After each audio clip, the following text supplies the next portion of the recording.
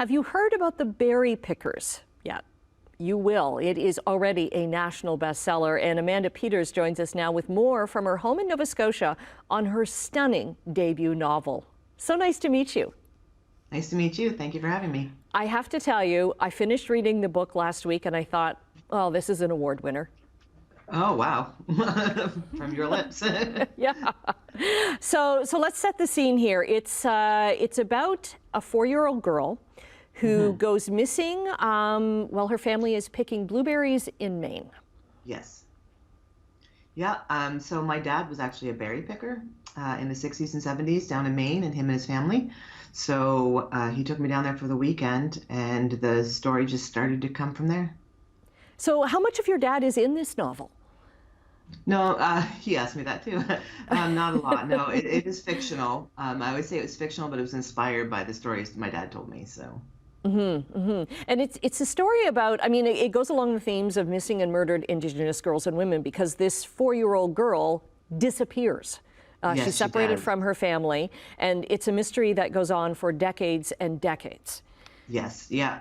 So it is told from a dual narrative of Joe, who is her big brother, and he's the last person to see her before she disappears. So it follows him and the life he leads, and then it follows this girl Norma, who's growing up in a family and she feels like maybe she doesn't really belong, or there's something missing.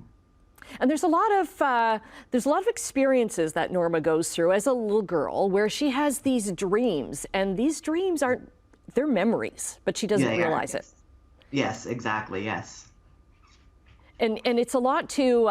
She realizes at a very early age, why is my skin? Why do I get so tanned? Why do I get so dark in the summertime, as opposed to her parents? Because she doesn't know that she's been adopted. She doesn't know that. No. So yeah, she always wonders why she has darker skin, and her father always puts it off to an Italian ancestor way back. So they always have an answer for her, but she's never really convinced. And I say adopted, but I'm not correct in that. She was not adopted. She was not adopted. She was kidnapped, yes. And it's interesting too how the family, like her mother, kind of breaks down. The woman who took her kind of breaks down throughout the book. Yeah, she does. She's dealing with a lot of trauma due to her losses in her life, and when she takes the little girl from the fields, she becomes very overprotective, and she thinks it's love, but it's very smothering to poor Norma. And she does. She just lives with all this guilt and all this trauma in her life, and throughout the book you see it come to a head. And on the other side, the family who lost this girl, they're dealing with guilt and trauma too. Yes, of course. Yeah. Imagine losing your 4-year-old child, and nobody will help you find her, and you don't know what happened to her. And they deal with it in various different ways. We follow Joe mostly through the story and how he deals with it, and it's not an overly positive or healthy way that he deals with the trauma. But yeah, it would impact a family for, I imagine, forever. Lots of spiritual themes come up in this book as well. Yeah. Yeah. I wanted to show it is a tragic story. I know that, but I also wanted to show that there's a lot of love, and there's a lot of redemption in these characters, and maybe they're flawed, and maybe they're not so perfect, but they're real, and they experience life, and they experience everything differently. And they experience loss too. And both of them, really, on both sides of this narrative story, there's loss.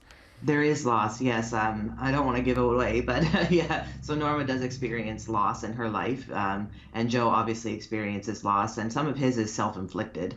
He chooses to leave. He chooses to give up some part of his family. But yeah, I don't want to give too much away, though. So no, we don't want to do that. But it's just the trauma of losing a child, like in any family. A child disappears, just how things break down over the years. Yes, and I've never experienced that. I don't even actually know anybody who has experienced that. So I was trying to make these traumatic situations as honorable as I can to people who have experienced that. So I did a lot of reading firsthand accounts of missing children and pregnancy loss and trauma, so that I could honor those people who have experienced these things that I have not. Okay, this is your debut novel. Pretty impressive for your debut novel. Are you working on a second already? I am, yes. And could but you I'm not tell us telling what it's anybody about? No.